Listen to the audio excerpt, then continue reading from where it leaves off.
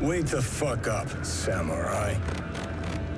We have a city to burn.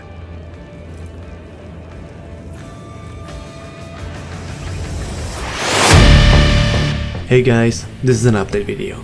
From now on I would only talk about video games that, despite not even being released yet and postponed for 3 times, already won more than 100 awards and are considered a bestseller in China. Today I'm talking about Cyberpunk 2077 on All You Need to Know. Tomorrow is the day, and the Hypetrain already went supersonic.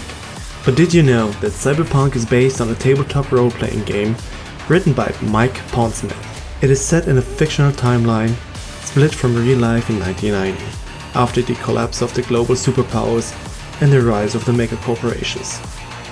The world is heavily influenced by media like Blade Runner and Ghost in the Shell. The game takes place in a fictional night city. It lays somewhere between LA and San Francisco. The multiple wars of the megacorporations took a huge toll on the environment. In the fourth war, Corps hired gangs, which led to the increase of their influence. The combat zone was born, a place abandoned by the government, in a district of the poorest of communities. As long as the violence stays inside, no one cares and no one intervenes. Only psychopaths, criminals, the poor and the trauma team enter this zone. The Trauma Team, a premium paramedical franchise with a heavy armed backup. It is one of the most powerful corporations. These mega corporations are nearly states themselves. They comply with the laws only publicly to prevent bad PR.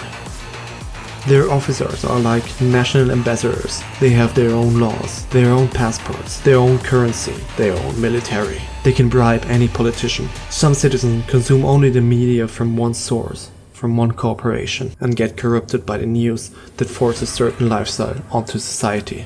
Different districts, different gangs, different corps, different styles. We have the kitsch style, with neon colors, illuminated tattoos, and the heavy use of chrome. And then we have the opposite, the entropism, the clothes for the poor. In the lower class, no one cares how they look.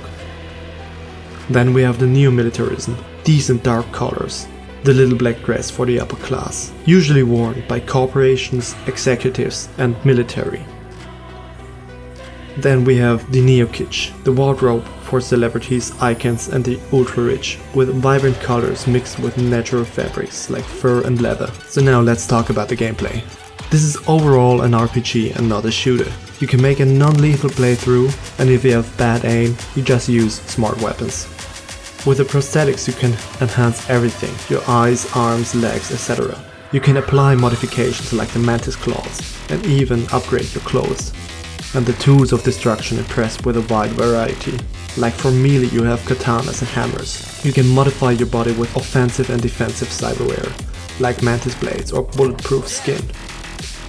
There are different kinds of weapons, like tech weapons, with an electromagnetic projectors that punch through walls and armor, or the power weapons, which are the standard and can ricochet from surfaces. Or the smart weapons, as I mentioned earlier, that have tracking projectiles that can hit your target behind the wall. There are even modifications for your weapons, like attachments, scopes and silencers. And you can even make software upgrades that change the whole stats of your weapon. And in the classic RPG manner, the weapons are divided into rarity tiers, from common to legendary. Some of the best loot comes from characters you meet, and you have to decide to kill or keep them alive if you like them. And reminiscent to Borderlands, there are different manufacturers, like budget arms and die lines, where you spray and throw away your weapons, which you usually find in vending machines. The Militech, your standard artillery, or Arasaka, which are durable and affordable. More interesting, the Malorians. They have distinctive designs, like the Malorian Arms 3560, which was made exclusive for Johnny Silverhand, where you need a specific cyberarm and a smart gun link to utilize the full use of the pistol. Let's move on to the vehicles. You see what I did there? We have economy, made for every pocket, the executive for the upper class, the heavy duty trucks and tanks, when you don't have to arrive somewhere fast but safe. Sports, the one that I'm excited for. Our words, muscle and sport cars, which are perfect for tuning. The hypercars, I think they are more of late game vehicles. They're excellent both in speed and armor and made out of expensive materials. There are different versions you can find in the world, more junkier and more better versions of that car. You can buy and steal those, and every bought car is unique. The developers handcrafted their X and interiors. Let's speak about the role we slip into. V. He's fully customizable, from gender, hair to face, and even tiny details, like pubic hair. Upon creation you have to distribute 7 attribute points into 5 categories: strength, reflex, intelligence, tech, ability, and cool. After that you don't have to put points in manually. The more you use an ability, the more it levels. For strength, you have your whole body strength, and you need it to wield heavy weapons like Borg weapons. Reflex is your overall speed for dodging, and you even use it for your weapon handling. With the tech ability, you use it for crafting and taking other tech apart like drones. Intelligence is needed for netrunner and hacking abilities. Cool is not the ability to take off your sunglasses dramatically, but more to keep a calm mind when assassinating and sniping. Speaking of cool, let's talk about the man himself, Johnny Silverhand, portrayed by Keanu Reeves. Even though he died a long time ago, he's somehow connected to V. He's a rocker boy. This is a movement started in 1998 by James Rockaboy Manson. He was clubbed to death by British authorities because he played a political song. The movement now consists out of protesters that call themselves sonic terrorists. Johnny Silverhand once burned the city down, half of it to prove a point, the other half because he could. He has a personal car, a Porsche 911 from 1977, which makes this car now 100 years old. A quick break! Johnny Silverhand called and told me that you are not subscribed to this channel.